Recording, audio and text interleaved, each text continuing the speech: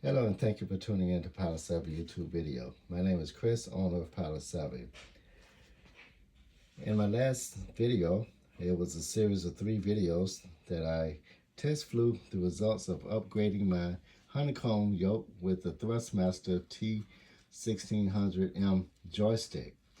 The idea was to make the Diamond DA50RG flight simulator a little bit more realistic. Though the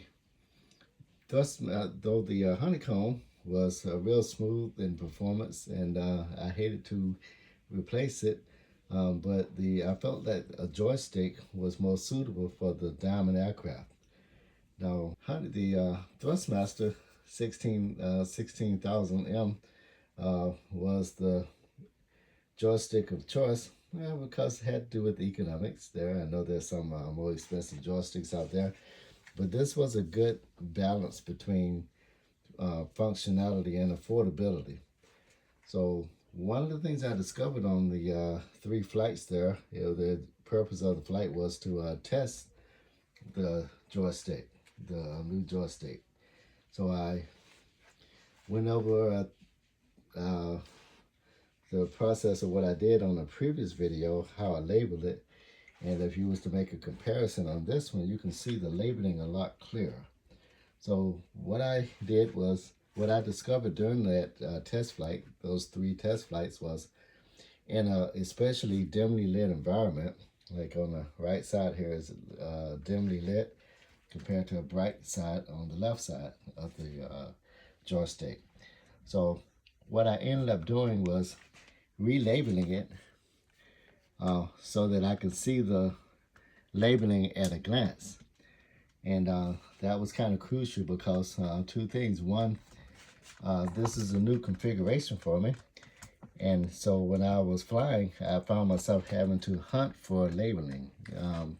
Leaning over in the dark, at one point, I actually had to deploy a flashlight so that I could see the small labels. So here I made them bigger.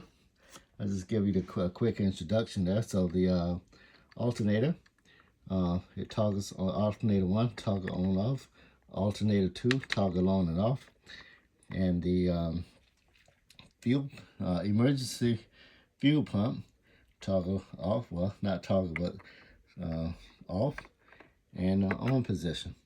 Then I go down here to the fuel transfer, which you have to do periodically in flight, because especially on the Diamond aircraft with the huge wings, you actually have to turn this on. So fuel transfer off or on. Just press up a button.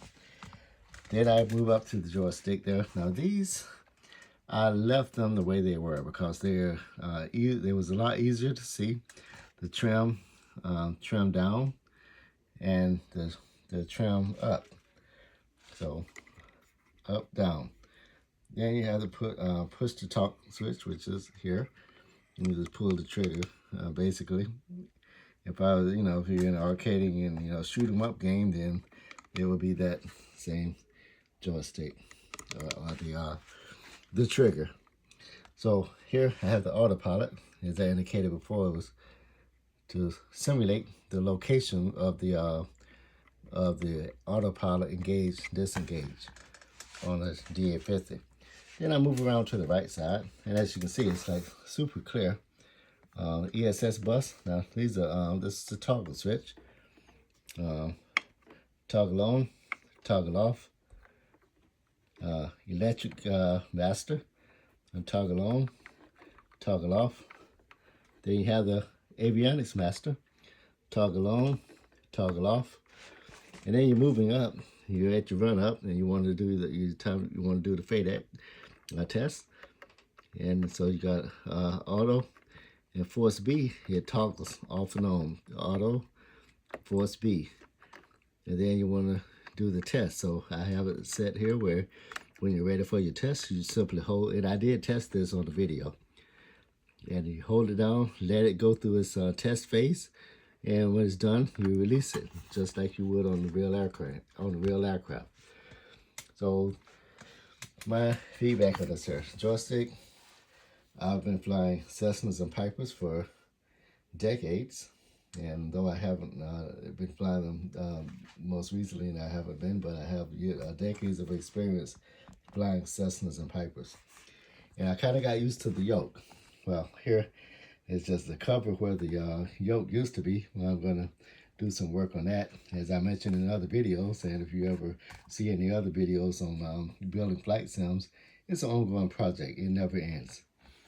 And so I'm going to put something there, probably a metal plate. I might throw a switch there across the top that goes all the way from left to right. As I've already made some modifications, I think I pointed out on another video. I don't want to get too sidetracked there, but I put a bar across here that allowed me to move a switch from over here. And you see I covered it with the metal bar. And then I put a Cessna switch there. It has some bells and whistles that the Diamond aircraft has. And this is in a different place, but that's to be taken care of soon.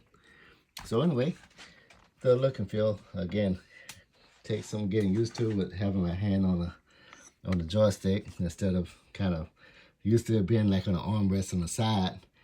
And for, you know, flying an airplane with the yoke. But, you know, here I kind of rest my elbow in my lap while I'm doing the using the joystick. So it's a different feel, and I'm used to putting things in my lap. With this, you can't. You kind of have to use the knee board. So anyway, and that's all I have here, and then more videos to come. Going to do some additional testing to get used to the flow, the instrument flow. Here, here, and here. Getting used to that flow. It is a flow. I have created I think it's a kind of more realistic flow than what I had before. So anyway, thanks for tuning in. Stay tuned for other follow-up videos on the evolution of my Diamond DA50RG flight sim from Aerobasque. It's X-Plane sim, and I've flown on X-Plane sim. My name is Chris. Thank you for tuning in. Have a good day.